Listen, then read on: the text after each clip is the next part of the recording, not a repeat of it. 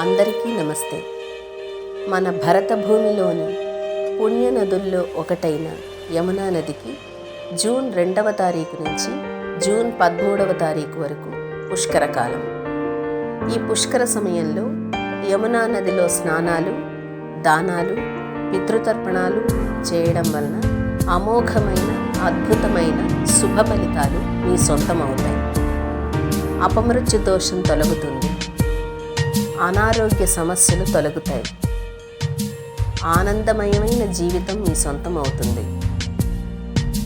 శ్రీకృష్ణుడు రాధమ్మతో కలిసి గోపికలతో విహరించి కంసుణ్ణి సంహరించిన పుణ్యఘాట్లలో యమునా నది స్నానాలు చేయడానికి తరలి రండి.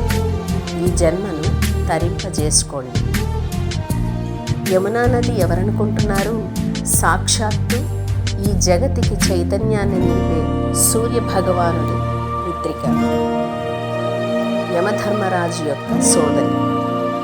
కనుక యమునా నదిలో అచంచలమైన నిశ్చలమైన భక్తితో చేసే స్నానం ఆయురారోగ్యాల్ని వృద్ధి చేస్తుంది.